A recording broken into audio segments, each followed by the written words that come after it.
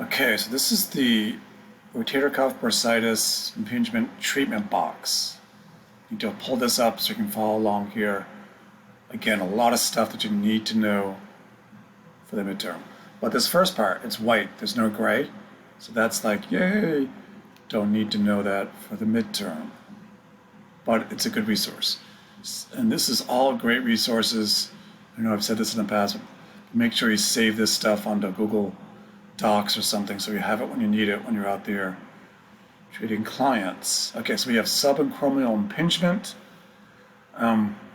This one's kind of a general thing, part of that impingement syndrome sort of stuff. These different tests, we'll get into all these different tests. The Hawkins-Kennedy is a great one in terms of reliability for impingement. The NEAR, painful arc test. Scapula integrity, we're going to get into that. I think we got into that the first day of lab. Is the scapula in good position? The posture, obviously. Is the pec minor tight? See how things are repeating themselves? You know, there's a lot of these things you're going to see again and again with a lot of these shoulder issues. How do you treat it early on? Again, activity modification, get them moving, avoid things that do a lot of rotation in them.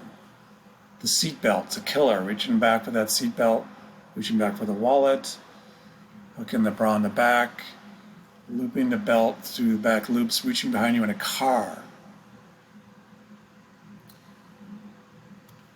We don't want to activate that pec major because that can lead to more impingement in the delts. So think of, I had a PT who explained this as no pec major business.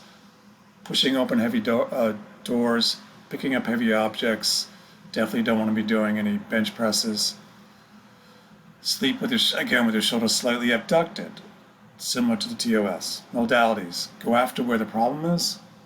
You can go right into that joint with some ice and ultrasound. Manual therapies, depending on where the issue is. A lot of different exercises that we'll get into. Show you some pictures with those and then kind of picking it up as you go along. And then all of these are very similar in terms of how they're treated with slight variations. A big difference with all of these, this is the rotator cuff non-surgical. This is the test for the rotator cuff empty full can test. Usually it's a supraspinatus. The empty full can test is a great test for that. If you think it's the subscap, the Gerbil liftoff, you'll learn that one. Infraspinatus test is just what it says. It's manual muscle testing of the infraspinatus.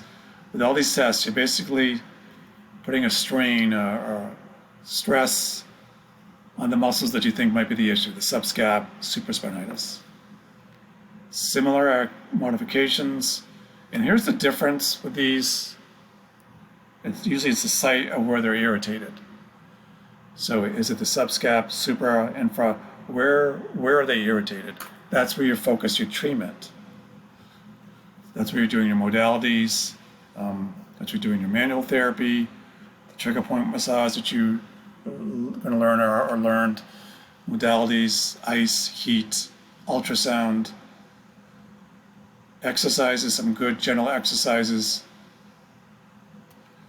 For all these, especially the rotator cuff issues, pendulums, passive to start out, the wand exercises, different planes. Shoulder extension. It's always a good one. When in doubt, think, I can always do shoulder extension. I always can do posture exercises. I always can do aerobics. Don't forget the core. That's part of our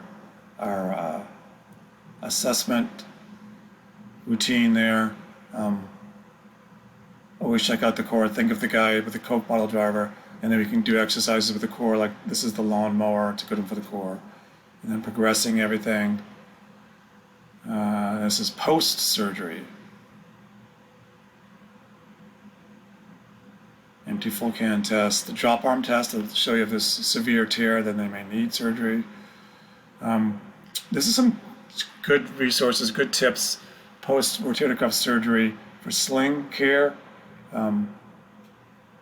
and for showering post-surgery. These are great resources. This is from the PT, the great PT up in the county PT up there. How do you move your shirt post-therapy? And then the exercise is usually following a tight protocol from the physician.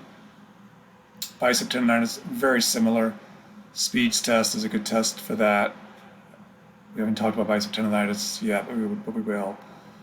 And then you have these protocols. This shouldn't say surgery. This is non-surgery. This is a great evidence-based, non-surgical protocol. You probably could do it with post-surgery, but usually if it's rotator cuff surgery, you have a tight protocol you want to follow from the orthopedic surgeon. This is a lot of great things in here, all evidence-based, showing that they really work. Starting in the beginning with the posture, the core, the arm exercises, there's the lawnmower. The scapular depression, trying to open up that space in there. I'm not going to go through all this. This is just a great resource. Don't need to know all this for the test. Definitely want to have this available when you're out in the real world. These Houston exercises we'll get into. All right, so that is all that.